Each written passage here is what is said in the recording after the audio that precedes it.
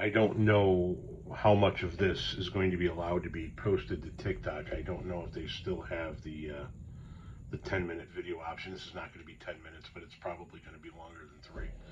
So if only a portion of this is available on TikTok, you're going to be able to see the rest of it on my YouTube channel. This is not going to be my typical content.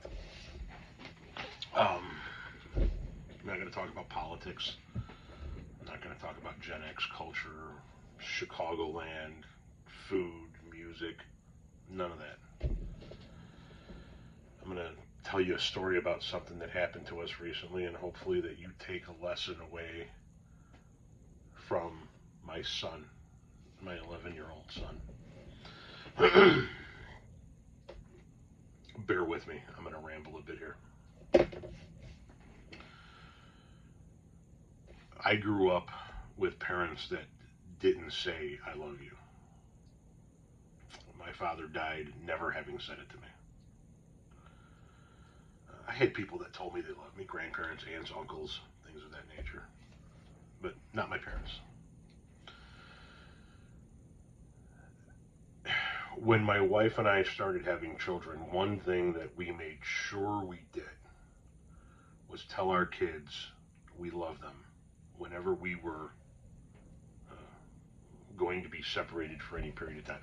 If the kids were leaving the house to go to the bus stop to get on the bus, we would say, love you, have a good day, we'll see you when you get home.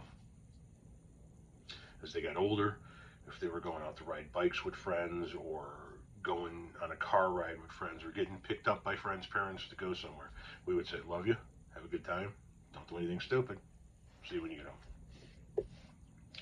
When we would talk to them on the phone, and that conversation would come to an end, we would always end that conversation with, I love you, talk to you soon. When one of us, my wife and I, would be going to work, we would tell each other, love you, have a good day, we'll see you when you get home.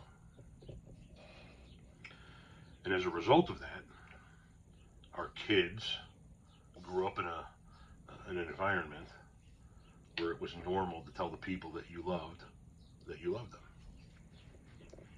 And since there were 2 parents and 2 older sisters constantly telling my son that he was loved, he has taken it to the next level.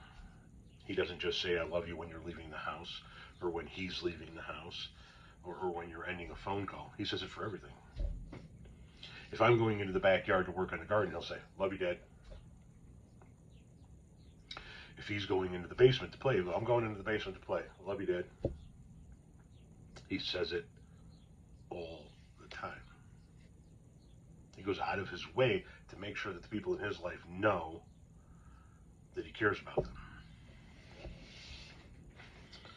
Now, I'm going to tell you the story here in a minute, but the lesson that I hope that you take is to tell the people in your life that you care about that you love them.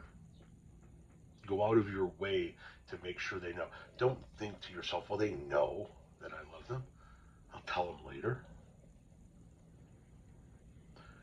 Because you do not know when the next I love you is going to be the last I love you. Yesterday, one of my sister-in-laws passed suddenly and unexpectedly at the age of 44. I have been very, very fortunate to have 5 amazing sister-in-laws. My wife is one of 3 daughters. She's the oldest of 3. And her mom married a gentleman who has 3 daughters. So combined, there are 6 daughters, which give me 5 sister-in-laws, which is an amazing thing. I have 5 amazing sister-in-laws with wonderful personalities and their own quirks and their own traits, and it makes for a very interesting extended family. The one that passed yesterday was the middle child of the 3 from my wife's family. It was one of her blood sister-in-laws. Michelle, the sister-in-law who passed, had been having a hard time breathing for the past few weeks, but was always resistant to go to doctors, as many Americans often are. don't want to go to the doctor, don't want to hear the bullshit, don't want to pay the cost, so forth and so on. People in the family had been urging her to get to a doctor, go to an ER, do something. Yesterday morning, during their daily conversation, my wife would talk to this sister every morning on her way to work. That sister, Michelle, said, I need you to come take me to the emergency room. It's getting bad. She lives 40 minutes away. My wife said, I'm on my way.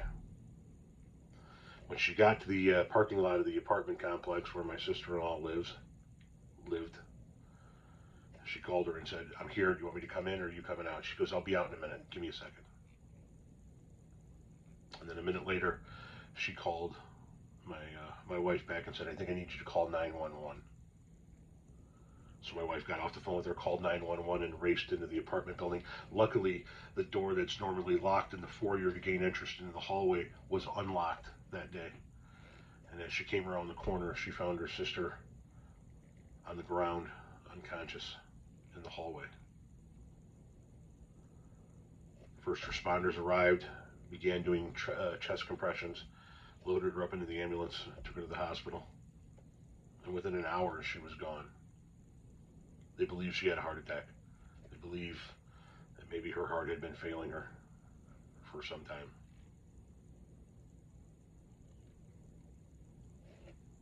And now, a major cornerstone of the extended family is gone. To my wife, one of her sisters is gone. To my mother-in-law and my father-in-law, one of their children is gone.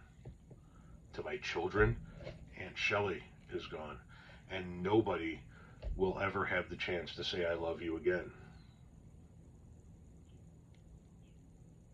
Each and every person in her life that cared about her at some point in time said I love you for the last time, and nobody knew that that was the last time.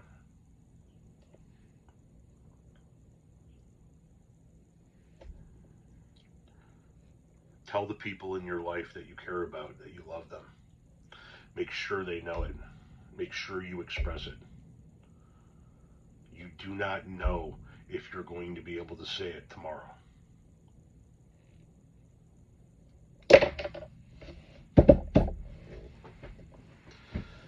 Yesterday was a very, very bad day.